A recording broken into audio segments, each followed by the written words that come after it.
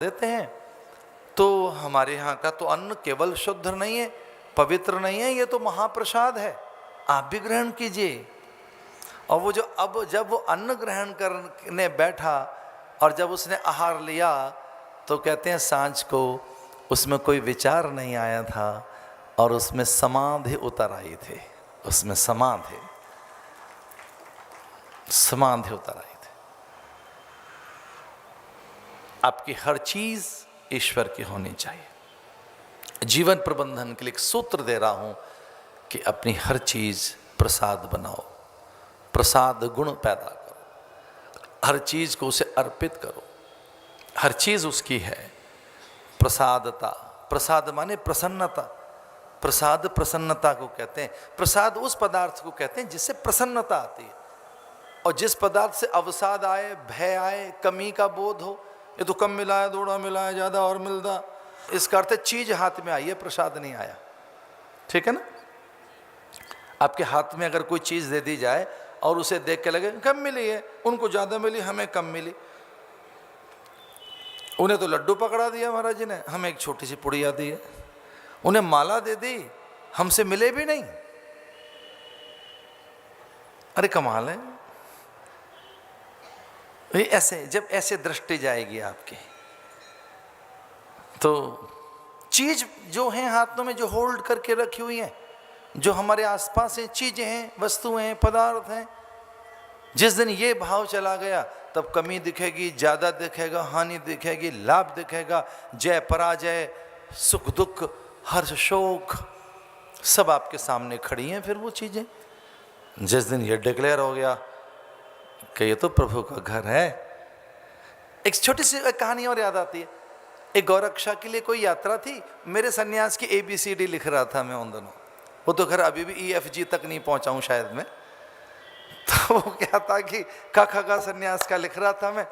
महात्माओं की एक झुंड, उन्होंने मुझे मना लिया कि जरा गौरक्षा के लिए पद यात्रा करनी है, आप साथ रहिए। मैं चला गया।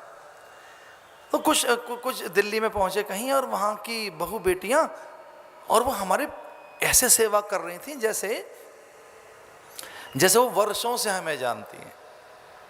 तो बहुत इतनी सेवा, इतना सत्कार, इतना हमारा सम्मान, और जैसे कि हम राजा हैं, महाराजा हैं, या कि भगवान हैं, वो ऐसे लग गई। 3-4 उनकी घर की बहू बेटियां। हम धर्मशाला में कहीं ठहरे थे, तो हमने सबने आपस में तय किया कि कोई कन्फ्यूजन है इनको, ये आई हैं किसी और की सेवा कर रहे हैं, और ये इन्हें कुछ कन्फ्यूजन हो गया। 3-4 ग्रुप ठहरे हुए थे उस धर्मशाला में, अलग अलग महात्माओं के ग्रुप ठहरे हुए थे। तो हमने कानाफूसी में विचार किया कि हमारे ये कोई सेवक नहीं है, तो इन्हें बता दो कि भाई आप कौन हो, क्या हो, और हम वो नहीं है जिनके लिए आप लगे हो सेवा में। उन 3-4 साधुओं में से सबने तय किया, भाई आप पूछो। मुझे मुकद्दम बना दिया, मतलब मुझे बना दिया प्रमुख। तो मैंने उनसे कहा, बहनों आप कौन हैं, कहाँ से आई हैं? और हम तो गौरक्षक हैं, पदयात्री हैं, आगे निकलना है, आप कौन हैं? तो उन्होंने कहा, महाराज हम आपकी दुकान से आए, आपकी दुकान से आए हम तो मैंने कहा, ना तो मेरी कोई दुकान है। मैंने कहा, बहन जी मैं समझा नहीं। महाराज जी हम आपके हैं ना, आपके सेवक हैं। तो मैंने उनसे कहा कि अच्छा, अच्छी बात है। तो भोजन करके दोपहर का समय था, वो फिर वही ग्रुप आ गया। मैंने फिर पूछा, बहन जी आप कहाँ से? हम आपके दुकान से आए, महाराज आपके सेवक हैं। और फिर हमने स्पष्ट उसको कह दिया कि देखो हम कोई और साधु हैं, आपको थोड़ी कोई गलत फहमी हुई है, आप हैं कौन? तो उन्होंने कहा, महाराज जी हमारी दुकान का नाम ही है आपकी दुकान, एक हमारी कंपनी है उसका नाम है आपकी दुकान, ये धर्मशाला भी हमारी है, इसमें जितने साधु आकर ठहरते हैं उनकी सेवा हम करते हैं। चूंकि हमारी सब चीजें आपकी हैं, हम आपके हैं, आपके दुकान से आए। चूंकि आप दोपहर में भी थोड़े परेशान हो रहे थे, ये सच है, हमने आपको पहली बार देखा है, लेकिन जिस संस्था ने आपकी यहाँ व्यवस्था की है उनको भी नहीं मालूम था। तो हम आपके हैं, हमारे पास हर चीज आपकी है।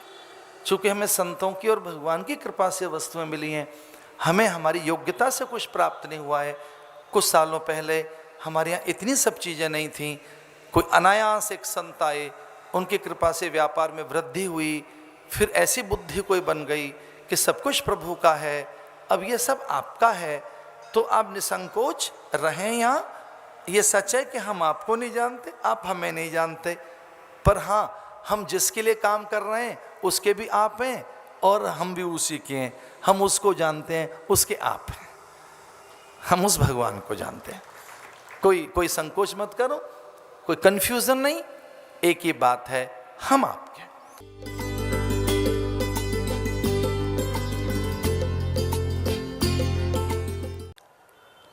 हम अमृत के पुत्र हैं, अमृतस्य पुत्रा। शास्त्र, अनेक पुराण और हमारे वेद ऐसा कहते हैं कि हम उसके अंश हैं। एक पल भी हमसे ईश्वर विलग नहीं, हम उससे पृथक नहीं। इसलिए मनुष्य होने के साथ ही एक बड़ी योग्यता, एक बड़ी पात्रता हमारे साथ जुड़ गई कि हम ईश्वर के अभिन्न अंग हैं। इस धरती पर कोई अद्भुत कृति, जो कुछ भी यहाँ विद्यमान है, जो भासित है, जो दिख रहा है, उस सब में कोई अनुपम, उदात्त, महनीय और समर्थ कोई रचना है ईश्वर की, तो वो मनुष्य है, हम हैं। और बताया कि हम अमृत के पुत्र हैं।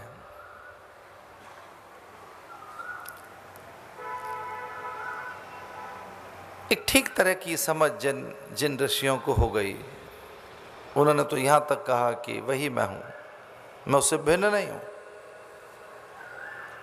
तत्वमसि प्रज्ञानम ब्रह्म अयम आत्मा ब्रह्म अहम ब्रह्मास्मि।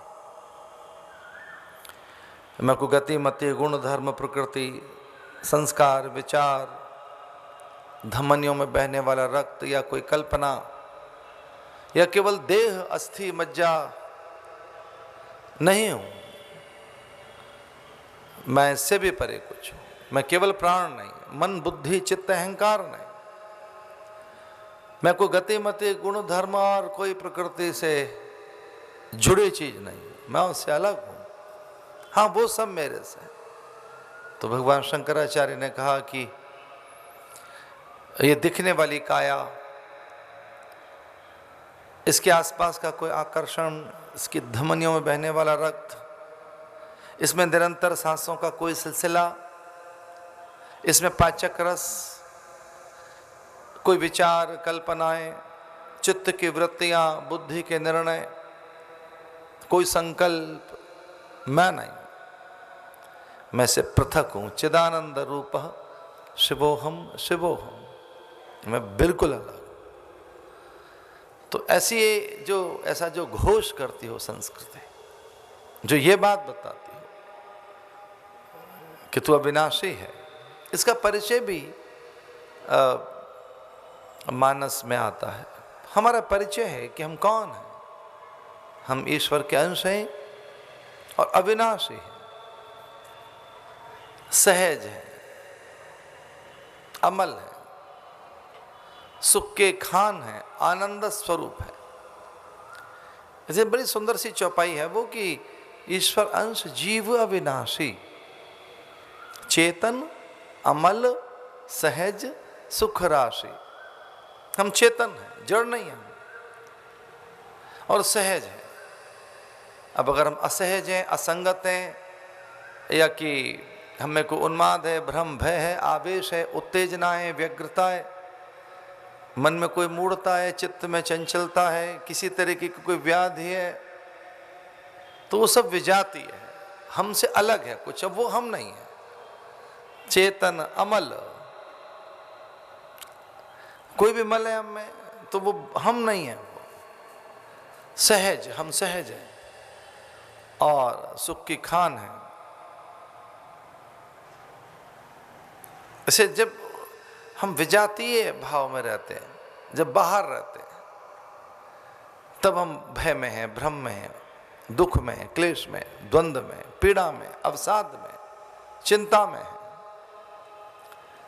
तो जीवन प्रबंधन में एक बिल्कुल अंत में, इस पूरे कई दिनों से ये चल रहा है विषय, इसकी पूर्ति करते हुए मैं कहना चाहूँगा कि सबसे उत्तम कोटि का प्रबंधन है स्वप्रबंधन, अपना प्रबंधन। अभी जैसे स्वतंत्र शब्द की आप व्याख्या सुन रहे थे, ऐसे एक शब्द है स्वस्थ। स्वस्थ, अभी आप कह रहे थे कि जो अपने तंत्र के अधीन है, वेद के तंत्र के अधीन है, वैसे ही एक शब्द है स्वस्थ। उसके लिए महर्षि पतंजलि कहते हैं तदा दृष्टु स्वरूपे अवस्थान। जब दृष्टा अपने स्वरूप में लौट कर आता है तो स्वस्थ हो जाता है। तदा दृष्टु स्वरूपे अवस्थान, जब दृष्टा अपने स्वरूप में साक्षी, जब अपने आप में आप, स्वयं में, अपने अस्तित्व में, अपनी सत्ता में, अपनी निजता में, अपने आप में, तो एक स्वरूप सिद्धि है, एक स्वरूप प्रबंधन है, स्वप्रबंधन है, अपना, अपने आप में लौट के आने का। उसी का नाम अध्यात्म है। अध्यात्म कुछ और नहीं है। अध्यात्म इसका अर्थ अपनी ओर लौटना, अध्यात्म अपने में लौटना। अच्छा, अध्यात्म कुछ और नहीं है, स्वरूप में लौटने का नाम अध्यात्म है। स्वरूप में लौटना। और दुख कहाँ है और क्यों होते हैं? तो जब आप स्वरूप में नहीं है या स्वरूप की विस्मृति है तो दुख है। इसलिए भगवान शंकराचार्य ने दुख का एक ही कारण बताया कि आत्मविस्मृति ही दुख का कारण है। कोई पूछे कि दुखों के कारण क्या है, तो एक कारण, एक ही कारण है, अनेक नहीं है।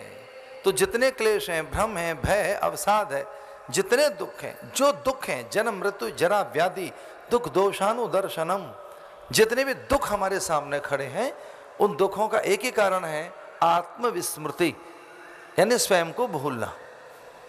हम स्वयं को भूल गए, बस हम अपने को भुलाए बैठे। तो जिस दिन हम अपने पास लौट आएंगे, स्वरूप में लौट आएंगे, स्वभाव में, इसलिए स्वभावो उच्यते, अध्यात्म कुछ और नहीं, स्वभाव में आना अध्यात्म है। अध्यात्म ये जो कुछ है, ये इतने आपके योग, यतन, अभ्यास, मंत्र, नियम, पूजा पाठ, स्तवन, अर्चन, सत्संग, स्वाध्याय, प्रार्थना के विविध प्रकार और बहुविध आपकी साधना प्रक्रियाएं, ये सब अध्यात्म है। और ये क्या है? स्वरूप में लौटना। अध्यात्म यानी स्वरूप में लौटना। एक है उपासना, इसका भी यही अर्थ है। उपासना, वो ज्ञानोपासना हो, कर्म की उपासना हो। उपासना, उपासना माने निकट आ जाना, अपने में आ जाना, स्वयं में लौट आना, बिल्कुल अपने आसपास आ जाना, कहीं और नहीं, बिल्कुल अपने में लौट आना, उसका नाम है उपासना। उसी का नाम अध्यात्म है, जिसके लिए महर्षि पतंजलि कहते हैं तदा दृष्टु स्वरूपे अवस्थान। जब दृष्टा अपने स्वरूप में लौट आएगा तब क्या होगा? विशोका वा ज्योतिष्मति, फिर शोक नहीं रहेगा, फिर आनंद आपके पास है। अपने में लौटने का फलादेश क्या है? अपने आप में, अपने स्वभाव में, अपने स्वरूप में, जो स्वतंत्रता की बात कह रहे हैं उसमें। इसलिए उसका अर्थ है कि आप आनंद की ओर लौट रहे हैं, आप प्रसन्नता की ओर लौट रहे हैं। अब एक बड़ी सीधी सी बात है जो हमारे सामने खड़ी है कि हमने पदार्थों को सुख का साधन मान रखा है, तो ज्ञान उस मान्यता पर प्रहार करता है। चूंकि पदार्थ, जो सुख है वो पदार्थ सापेक्ष नहीं है, प्रसन्नता पदार्थ सापेक्ष नहीं है। पदार्थ बदलता रहता है, घटता रहता है, मिटता रहता है, रूप बदलता रहता है। पदार्थ में बहुत सी विकृतियां आती रहती हैं। पदार्थ परिवर्तनशील है, नित्य नया है, उसके नए रूप है। इसलिए प्रसन्नता को अगर आप ढूंढने चले हो केवल पदार्थ में, तो फिर वहां से पदार्थ में ही केवल प्रसन्नता को ढूंढा है तो धोखा खाओगे, वहां पूरी प्रसन्नता नहीं है। तो किसी दृश्य में, घटना में, स्थिति में, व्यक्ति में, पदार्थ में, परिस्थिति में, स्थिति में, दशा में, अवस्था में, एक ही जगह कहीं कोई प्रसन्नता आप ढूंढने चलोगे तो वहां वो नहीं मिलेगी। वो बदलती रहती हैं, स्थितियां बदलती रहती हैं, परिस्थितियां बदलती रहती हैं, दशाएं बदलती रहती हैं। तो स्वप्रबंधन प्रभु प्रेमी संघ में ये भी एक बात है। सेवा, स्वाध्याय, सत्संग, संयम, स्वाधना, साधना किसके लिए? स्वात्मोत्थान के लिए। तो कोई मुझसे पूछे प्रभु प्रेमी संघ के जो छह ध्येय वाक्य हैं प्रभु प्रेमी संघ में, षटकोण आप देखेंगे। मैं पीछे इजराइल गया तो बड़े खुश हो रहे थे वो चूंकि षटकोण देखा, उन्होंने कहा तो हमारे साथ रिलेट करता है स्वामी जी। तो मैंने उनसे कहा कि नहीं, इसमें 6 चीजें एक साधक को बताने का हमने प्रयास किया है। सेवा, स्वाध्याय, सत्संग, संयम, साधना, स्वात्मोत्थान। सेवा, पहले वो सेवा में लगे, सेवा, स्वाध्याय, सत्संग, संयम, साधना, स्वात्मोत्थान। स्वात्मोत्थान, एक बार जरा अपने पास लौट आए, स्व का प्रबंधन अपने पास लौट कर आए। तो जीवन प्रबंधन में ज्ञान बड़ा आवश्यक है। थोड़े उदार बनो, सद्गुणों का विकास करो, ज्ञान पैदा करो, विनम्र बनो, थोड़ा फ्लेक्सिबल हो आप। तो ये जो ज्ञान आएगा अपनी ओर लौटोगे ना, ज्ञान की ओर। एक और बात बता दूं मैं, ज्ञान ईश्वर का गुण है, ईश्वरीय अंश है। धर्म, ज्ञान, वैराग्य ये भगवान के अंश हैं। जब जब इनका ह्रास होता है तब इनकी रक्षा के लिए भगवान स्वयं आते हैं। जब जब वो धर्म के हानि बाढ़ी असुरधम अभिमानी या धर्म संस्थापनार्थ आए, धर्म स्वयं भगवान का अंग है, भगवान का ही हिस्सा है। धर्म अलौकिक वस्तु है, धर्म लौकिक पदार्थ नहीं है।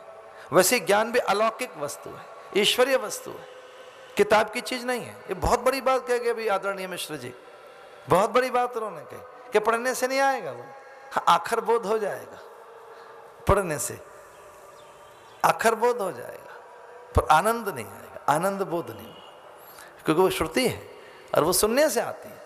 और हमारे यहाँ ये बात कही गई कि आप पहले सुने, भद्रम करुणे भी सुनयाम देवा, पहले आप सुने।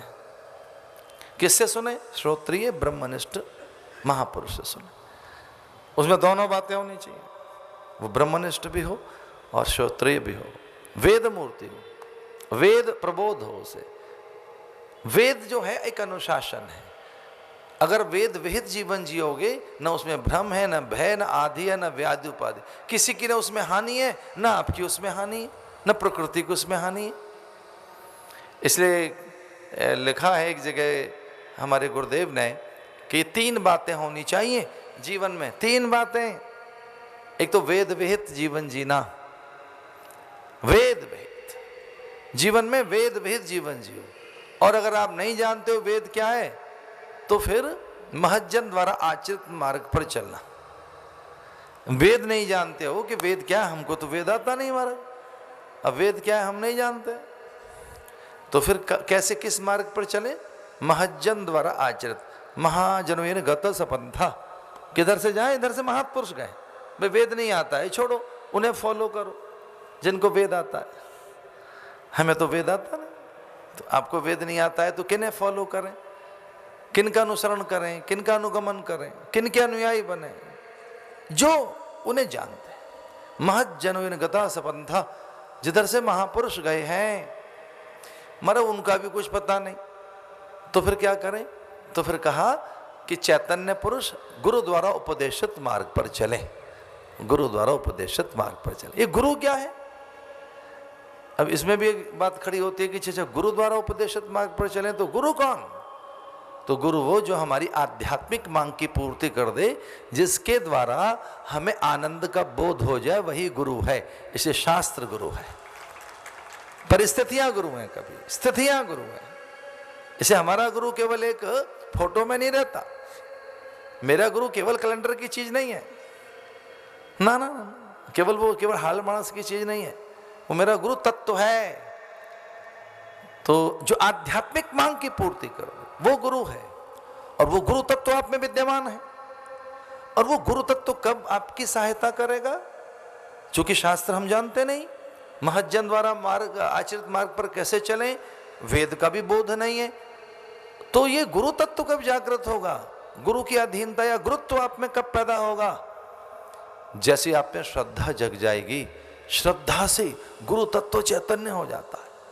जैसे श्रद्धा जगती है तो मुझसे कोई पूछे कि सहेज के रखने वाली चीज क्या है, तो मैं कहूंगा श्रद्धा, समाधि, वीर्य, स्मृति, प्रज्ञा पूर्वकम इतरेषाम। ये चीजें संभाल के रखने वाली है।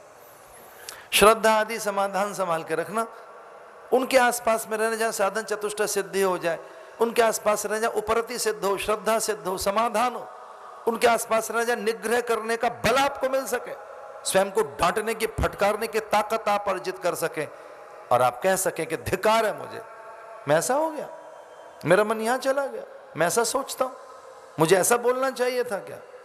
मैं प्रायश्चित कर सकूं, निग्रह कर सकूं, उपवास कर सकूं, व्रत कर सकूं, कठोर नियमों के अधीन मैं जी सकूं। ये ताकत कहां से आएगी? जो उस स्थिति में जीते हैं उनके संग रहने से। जो कठोर नियमों में रहते हैं, भाई जो कठोर नियमों में नहीं रहते, जो कठिन व्रत नहीं कर पाते, उनके पास ताकत नहीं होती। इसलिए गुरु भारी को कहते हैं, बहुत भारी है जो गुरु भारी को कहते हैं संस्कृत में, भारी ज्ञान बड़ा भारी है गुरु। इसलिए श्रद्धा अगर आप में चैतन्य हो, श्रद्धा से तुम्हारा पत्थर के होठ बुदबुदाने लगते हैं, माटी की मूर्ति बोलने लगती है। आचार्य द्रोण को तो पता भी नहीं था कि कब विद्या सरक कर एकलव्य के पास चले गए, उसे तो पता भी नहीं था, वो जानता भी नहीं था कि कब सरक के वहां विद्या चली गई। तो विद्या का अधिकारी कौन? वो श्रद्धावान है। और वही श्रद्धावान लभते ज्ञानम, ज्ञानम लब्धा परम शांति, श्रद्धावान लभते ज्ञानम। जो श्रद्धावान है उसे क्या मिलता है? ज्ञान। और ज्ञान की कोख में से क्या पैदा होता है? शांति, समाधान, आनंद। ये गुण भगवान के हैं। ज्ञान भगवान का गुण है। ज्ञान अलौकिक वस्तु है भाई, लौकिक चीज नहीं है। और हमारी सारी खोजबीन, हमारी सारी दौड़ धूप, हमारे सारे प्रयत्न प्रयास, हमारे सारे साधन और अभ्यास बाहर के जगत में हैं, उन्हें ठीक करने में लगे, उन चीजों को ठीक करने में लगे जो पल पल बदल रही हैं, उन परिस्थितियों में संतुलन, उन ऋतुओं में समीकरण, उन संबंधों में संतुलन, उस देह के साथ में जो रोज बदल रही है, टिश्यूज चेंज हो रहे हैं, सेल्स बदल रहे हैं, सब चीजें बदल रही, हर चीज बदल रही है। अच्छा, एक चीज तो यहां मैंने देखी गंगा में स्नान करके, कि जिस स्नान में मैंने, जिस प्रवाह में मैंने डुबकी लगाई गंगा में, उस जल में से मैं निकला नहीं। डुबकी जिस जल में लगाई वो कब का कलकत्ता की ओर सरक गया, गंगोत्री से दूसरा जल आ गया।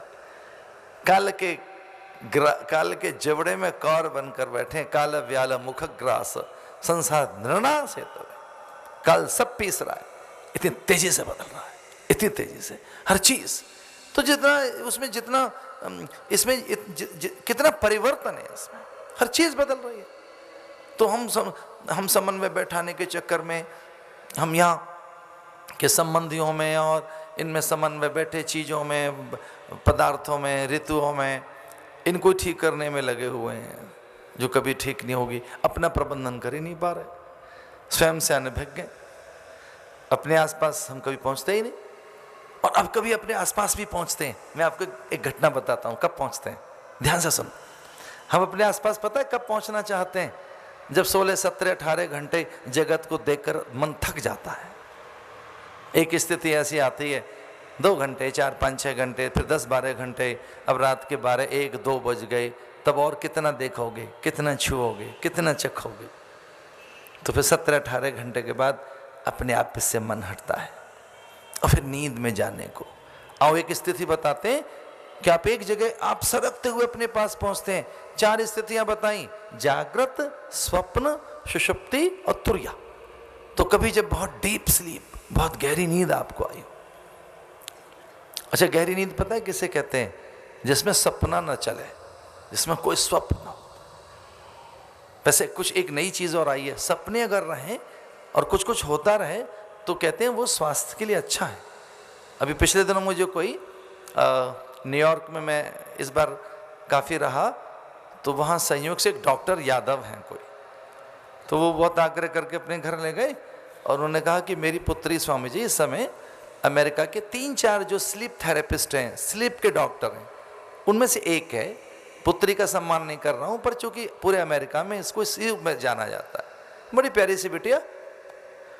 तो मैंने उससे पूछा कि निद्रा के विषय में, निद्रा माने उत्तम कोटि की निद्रा की स्थिति अवस्था कौन सी? तो उसने कहा महाराज अभी ये निकल कर आया है कि जिसमें थोड़े बहुत सपने होते रहें और पुतलियां चलती रहें तो आंखें नहीं थकती, उसको अच्छी निद्रा कही गई है।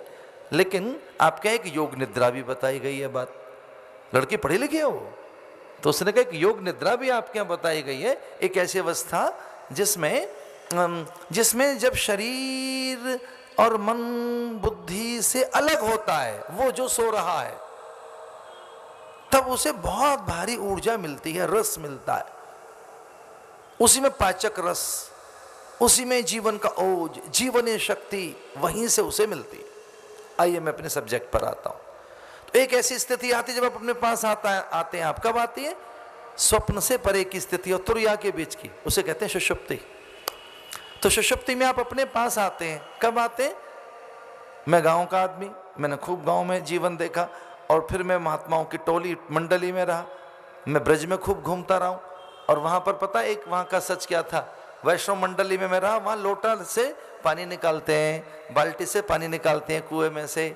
आइए कि आपको मजेदार बात बताते हैं, जिन्होंने कुआं नहीं देखा, जो नहीं जानते वो नहीं समझ पाएंगे, पर कभी किसी ने कुएं में से पानी निकाला है तो मेरी बात समझेगा।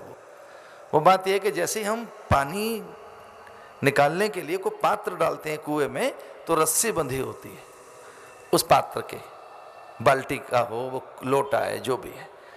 अब वो धीरे धीरे जाता है पात्र कुएं में, और जैसे कुएं में जाता है तो पात्र जब तक नहीं भरता तब तक एक स्थिति कल कल कल कल कल करता रहेगा, कुल कुल कुल कुल कुल करता रहेगा, कोई कोई स्वर आता रहेगा। स्वर नहीं आएगा तो उसमें पानी भर रहा है, कोई स्थिति है। और जैसे ही पानी भर गया पात्र में, तब पात्र एक ही काम करता है, नीचे सरकने की कोशिश करता है। जैसे ही पात्र भर जाएगा, भरा हुआ पात्र एकदम नीचे जाने का प्रयास करता है, और ऊपर जो कुएं पे खड़ा होता है उसे पता लग जाता है कि बाल्टी भर गई। अब हाथ में से डोर सरक रही है, बाल्टी भर गई, हाथ में से डोर सरक रही है, तो धीरे से वो डोर से, रस्सी से ऊपर बाल्टी को या पात्र को खींचता है। एक स्थिति ऐसी आती है सुषुप्ति में कि जब आप संस्कारों की रज्जू से परे और भीतर आनंद में, तुरैया में, अपने आप में लौट रहे होते हैं। और जब आप गाढ़ निद्रा में से, सुषुप्ति में से भी निकलकर जब आप तुरैया की ओर जा रहे होते हैं, तभी संस्कारों की रज्जू, तभी वासनाओं की डोर ऊपर खींच ली जाती है और आप ऊपर आ जाते हैं, आप उसी समय ऊपर आ जाते हैं। अगर कहीं सरक गए हों, साउंड स्लीप, डीप स्लीप, एक ऐसी नींद जिसमें कोई जरा भी व्यवधान नहीं है, वो नींद जब आपको मिलती है, मेरी बात ध्यान से सुनना, उसमें बहुत रस लाते हैं आप, शक्ति लाते हैं, स्फूर्ति लाते हैं, उसमें से नव जीवन लेकर आते हैं। तो जो आपको बाहर से चीज नहीं मिली है, जो आपको बाहर से नहीं मिली है चीज, वो कई बार नींद में से लेकर आते हैं। और नींद में नहीं होते आप, नींद में अपने करीब होते हैं आप। 10वें नींद कुछ नहीं है, अपने आसपास की स्थितियां हैं वो, जिनमें पता नहीं है अपना। हाँ, हम उसके साक्षी हैं, उसके ज्ञाता हैं, उसका बोध है। तो कई बार लोग जब आंखें खोलें तो सवेरे बताते हैं कि भाई मुझे तो कुछ पता नहीं है, मैं तो सो रहा था। भाई तू सो रहा था, इस बात का किसको पता है कि तू सो रहा था? सोने का भी जो साक्षी, जो अपने सोने का गवाह है कि मैं सो रहा था, मैं तो सो रहा था, मैं सो रहा था, मैं चल रहा था, मैं खा पी रहा था, जो इस बात का एहसास रखता है, वो जब अपने करीब पहुंचता है, जब हम खुद अपने करीब पहुंचते हैं, तो वहां से स्फूर्ति लाते हैं। और आजकल ये मनोवैज्ञानिक बताने लगे हैं कि सबसे उत्तम कोटि की कोई औषधि है तो वो परफेक्ट नींद है। एक बढ़िया नींद आ जाए, एक अच्छी सी नींद आ जाए तो वो औषधि है। और नींद में भी कहीं आप ध्यान में चले जाएं, ध्यान से भी कहीं आप धारणाओं में, समाधि में चले जाएं, अपने आप में लौट आएं, उससे बड़ी बात क्या है? जिसके लिए हमारे आदरणीय पतंजलि बैठे हैं। एक पतंजलि ऋषि कोई हुए हैं, उन्होंने कहा निर्विकल्प, निर्वितर्क, निर्बीज कोई अवस्था बताई उन्होंने। एक निर्बीज अवस्था, एक निर्विकल्प अवस्था, एक निर्वितर्क अवस्था, एक निर्विचार अवस्था, एक वो अवस्था जिसमें साक्षी स्वयं रहता है, खुद का गवाह, बाकी चीज़ें बेमानी हो जाती हैं और पड़ा रहता है शरीर, सब चीज़ें, और चुप, फिर मन भी नहीं रहता, बुद्धि भी नहीं रहती, मन कहीं नहीं रहता, बुद्धि कहीं नहीं रहती। एक बेतों की कहानी सुनाना चाहूँगा आपको, बड़ी अटपटे सी है, ऊटपटांग कहानी है, समझना बाद में अर्थ निकालना। तो एक कोई राजा था, वो रानी बड़ी सुंदर थी उसकी, और राजा बहुत व्यस्त रहता था, राजा के पास कोई समय ही नहीं था, एक भी पल नहीं था। तो राजा और रानी के बीच में बस इतना सा अंतर था कि रानी रनिवास में रहती, दासियों के बीच में, अनुचर चाकरों के बीच में, सेवकों के बीच में, और राजा अपने राजकाज में रहता था। तो एक कोई बड़ा धूर्त और कोई लंपट प्रकृति का कोई एक पाचक, पाचक कहते हैं रसोईया को, तो उसने ऐसे ही कह दिया रानी से कि रानी आप बड़े सुंदर हैं। तो रानी को बड़ा अच्छा लगा, हाँ अच्छा मैं सुंदर हूँ क्या? हाँ। उसे ऐसा लगा कि एक दो बार और कह के देखूं मैं। तो उसने फिर कह दिया रानी आप तो बहुत सुंदर हैं। और वो बड़ा लंपट, वो फिर रानी के भाल का पोल चिबुक की और उनके आभूषणों की, परिधान की, उसकी मुद्राओं की और उसके स्वभाव की प्रशंसा कर, आप बहुत अच्छी हैं, चूड़ियाँ कितनी अच्छी हैं, ऐसा वैसा। फिर अच्छा रानी ने एक दो बार ऐसा सुना तो बड़ा अच्छा लगा।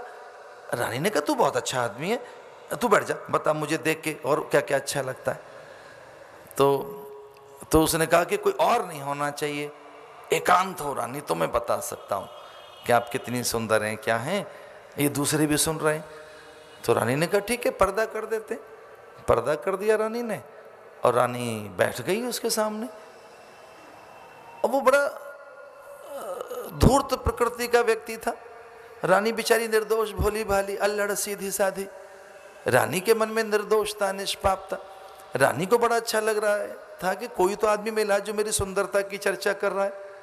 राजा के पास तो फुर्सत नहीं। तो उसने कहा कि दो कितने सुंदर आपके कंगन हैं, वेणी बंधन कैसा है, उसमें कितने सुंदर पुष्प हैं, कैसी सुगंधा है, केश विन्यास कैसा है। और फिर वो धीरे धीरे करके रानी के रूप सौंदर्य की जब चर्चा करने लगा तो रानी को बड़ा आनंद आया। रानी ने कहा तू बताता जा, बस बताता जा, तू तो बहुत अच्छा आदमी है, अरे कमाल कर दिया तैने। तो वो धीरे से बताते बताते, और उसने धीरे से रानी का हाथ छू लिया और हाथ छू कर कहने लगा रानी आप सच में बहुत सुंदर है। तो रानी की एकदम आंख खुली और रानी रोमांचित हो गई। रानी ने कहा ठहर जा, बस पहली बार कोई ऐसा व्यक्ति मिला है। और रानी की एकदम आंखों में अश्रु आ गए। तो धन्य है, तैने कमाल कर दिया, तैने कितनी की अच्छी अच्छी बातें मुझे सुनाई हैं, पर मुझे एक बात याद आ गई, इतनी सारी बातें जब मेरा राजा सुनेगा ना तो उसे कितना अच्छा लगेगा। एक बड़ी गलती हो गई है मुझसे, मैं अकेले सुख लिए जा रही हूँ, मुझे कितना आनंद आ रहा है, तो तू इतनी सारी जो बातें बता रहा है, जब मेरे राजा को पता लगेगा तो तुझे इनाम देंगे वो। तो रानी बड़ी भोले भाली थी और रानी को लगा कि देखो ये तो इनाम का हकदार है, इसे तो बहुत पुरस्कार मिलने चाहिए, कमाल है। और ये इतनी अच्छी अच्छी बातें सुना रहा है और राजा को कुछ भी नहीं पता, बुद्धू में राजा। तो उसने ताली बजाई, रानियाँ ताली बजाती थी, एकांत भंग हो गया, अनुचर भागे चले।